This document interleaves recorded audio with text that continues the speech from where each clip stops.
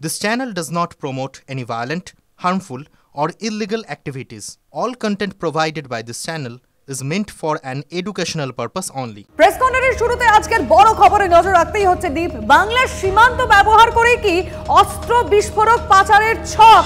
এই মুহূর্তে একটা বড় প্রশ্ন। ধৃত কাশ্মীরের জঙ্গি জাভেদ মুন্সিকে জেরায় বিস্ফোরক তথ্য জানা গেছে। আইইডি বানানোর ষড়যন্ত্র ছিল আনসারুল্লাহ বাংলা টিমের। কি পরিকল্পনা ছিল তাদের, কিভাবে সেই প্ল্যান এক্সিকিউট করতেন তারা, সমস্ত ডিটেইল সরাসরি জানাবেন সিজার মন্ডল রয়েছেন আমাদের সঙ্গে। সিজার, দেখো, ক্যানিং থেকে কাশ্মীরের কুখ্যাত জঙ্গি হিসেবে পরিচিত জাভেদ মুন্সির গ্রেপ্তার, অন্যদিকে মুর্শিদাবাদ, অসম এবং কেরল থেকে 8 জন আনসারুল্লাহ বাংলা টিমের সদস্যর গ্রেপ্তার। এই দুটো ঘটনাকেই কিন্তু আলাদা আলাদা করে দেখতে রাজি নন গোয়েন্দারা। তারা কোথাও মনে করছেন এই সামগ্রিকভাবে এটা গোটা একটা পরিকল্পনার অংশ, এবং সেই কারণেই যেটা এখন পর্যন্ত জাভেদকে জিজ্ঞাসাবাদ করে পাওয়া গেছে, জাভেদের কাছ থেকে উদ্ধার হওয়া মোবাইলের যে এনক্রিপ্টেড বিভিন্ন অ্যাপ্লিকেশন থেকে পাওয়া গেছে যে সে কন্টিনিউয়াস পাকিস্তান, আরও বলা ভালো পাক অধিকৃত কাশ্মীরে তার যে এলইটি হ্যান্ডলার যারা ছিল, মূলত লস্করে তৈবার হ্যান্ডলার, তাদের সঙ্গে যোগাযোগ রাখছিল এবং ক্যানিংয়ে বসে সে বাংলাদেশের বেশ কিছু ব্যক্তির সঙ্গে যোগাযোগ রাখছিল। আমরা জানি যে জাভেদ হচ্ছে তেহরিকে মুজাহিদিনের সদস্য, যাদের সঙ্গে বাংলাদেশের একাধিক নিষিদ্ধ জঙ্গি গোষ্ঠীর খুব ভালো সম্পর্ক রয়েছে, এবং সেখান থেকে কোথাও এই ধারণাটা জোরালো হচ্ছে যে বাংলা সীমান্ত ব্যবহার করে বিস্ফোরক এবং অস্ত্র আমদানি বা পাচারের পরিকল্পনা করছিল জাভেদ। অন্যদিকে আনসারুল্লাহ বাংলা টিমের যারা ধরা পড়েছে তাদের জেরা করে উঠে এসছে চাঞ্চল্যকর তথ্য।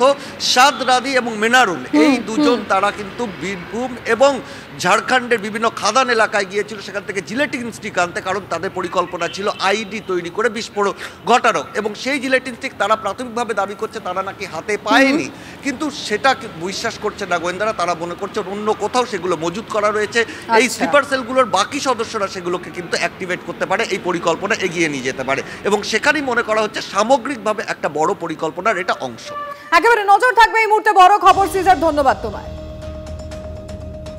তার মানে যাত্রাপথটা ভাবুন একবার, কাশ্মীর থেকে ক্যানিং জঙ্গি ধরা পড়েছে, আর সেই জঙ্গি মানে জাভেদ আহমেদ মুন্সি রীতিমতো আতঙ্ক তৈরি করে ফেলেছে গোটা বাংলায়। কানেকশন রয়েছে পাকিস্তান বাংলাদেশেরও। আচ্ছা, এই এক মুন্সিতেই শেষ নাকি ক্যানিং এর চরে ঘাপটি মেরে রয়েছে এরকম আরো অনেক মুন্সি?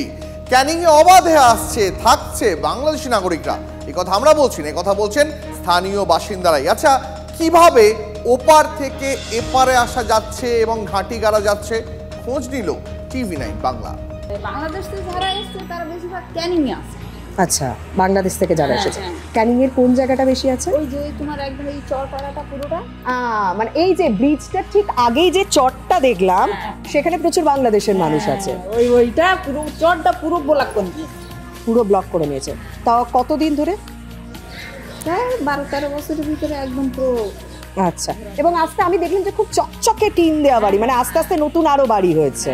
চরের আগে যে ঠিক ব্রিজের আগের যে চরটা দেখলাম সেখানে নতুন নতুন যে বাড়ি বা পুরনো যে বাড়িগুলো সেগুলো সব বাংলাদেশ থেকে আগত, মানে বাংলাদেশের মানুষ এখানে এসে থাকছে রীতিমতো। ওই যে ক্যানিং এর যা লোক আছে, তোমার আমাদের এখানকার স্থানীয় লোক এখন কেউ নেই, পুরোটাই বাইরে না? পুরো সব বাইরে।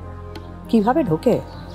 সব হয়তো দেখা যাচ্ছে 30,000 40,000 এরকম নিল, একটা ঘর দিল, একটা ঘরের মতন জায়গা দিল, জায়গা দিতে আবার বেশি করে কিনে নিল, পাটের থেকে কিনে নিল। এই কাজও হয় এখানে? তা হয় না? ওরে বাবারে, সব জায়গায় হয়। মানুষ তো পুরো পরিষ্কার করে বলে দিলেন যে বাংলাদেশ থেকে এসে কয়েক হাজার টাকা দিলে পার্টির লোকেরা তাকে বাড়ি দিয়ে দিচ্ছে এবং সে আস্তে আস্তে তার নিজের জায়গা বিস্তার করছে। এই জায়গাগুলো নজর দেওয়া উচিত, কে কোথা থেকে কি কারণে কোন উদ্দেশ্য নিয়ে আসছে, এবং সে এসে এখানে থেকে যাচ্ছে, এমনকি পরিচয়পত্র পাসপোর্ট সবকিছু তার হাতে পৌঁছে যাচ্ছে। তাহলে তো আমরাই আমাদের খুন করছি, আমরাই আমাদের খারাপ করছি, প্রত্যেকটা মুহূর্তে আমার রাজ্যের আমার দেশের বিপদ ডেকে আনছি।